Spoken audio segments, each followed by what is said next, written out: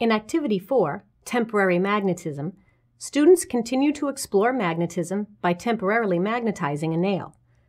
They introduce a ferrous material into a magnet's magnetic field, then experiment with two magnetic fields and determine that a temporarily magnetized object has magnetic poles. You will need the following materials from the kit: Activity Sheet 4, Parts A and B, compasses, bar magnets, rubberized magnets, nails, small paper clips, and masking tape. You will also need to provide metric rulers. To prepare this activity, make a copy of Activity Sheet 4, Parts A and B for each student. Each pair of students will need a compass, a bar magnet, 8 rubberized magnets, a nail, a paper clip, a metric ruler, and a piece of tape. To begin the activity, lead a discussion by asking students, how can you determine which pole is north and which pole is south on a magnet that has no markings on it? Students should remember from Activity 3 that they can determine the north and south poles of an unmarked magnet simply by holding one end close to a magnet that is marked and observing whether the ends attract or repel each other. Distribute 1 bar magnet and 8 rubberized magnets to each team and 1 copy of Activity Sheet 4, Parts A and B to each student. Have the students identify and label the poles of the magnets. Next, explain to students that ferrous means iron-containing. Distribute a nail, a paper clip, a metric ruler, a compass, and a piece of tape to each team. Ask students, how do you think a ferrous object that is surrounded by a magnetic field will be affected by the field? Accept all reasonable answers and tell students to record their predictions.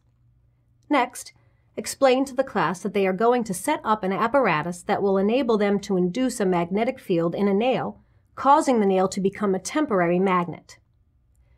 Following Step 2 on the activity sheet, students will tape a nail to a non-metal desk or table so that it lies on its side. Then divide the 8 rubberized magnets into 2 stacks of 4 each. Place 1 stack of magnets on each side of the nail as shown. Leave about 1 inch of space between the magnets and the nail. Instruct students to touch a paper clip to each end of the nail and record their observations. Next, tell them to remove the magnets, then touch a paper clip to each end of the nail and again record their observations. Ask students, do you think the nail has magnetic poles? If the students are unsure, encourage them to use a compass to find out. Then, instruct them to label the poles of the nail on the above diagram. Next, ask students, what would happen if the 2 stacks of magnets were reversed? Students may know that the nail would still be magnetized, as it was in Step 3, but the poles of the temporarily magnetized nail would be reversed. Explain that a temporary magnet has magnetic force for only a short time. Shaking, striking, or heating a temporary magnet can cause it to lose its magnetism. Then ask students, what would happen if only 1 stack of magnets were reversed? Do not confirm or deny students' predictions at this time. Finally, have the students repeat the procedure with the magnets configured as shown in Step 6 on Activity Sheet 4.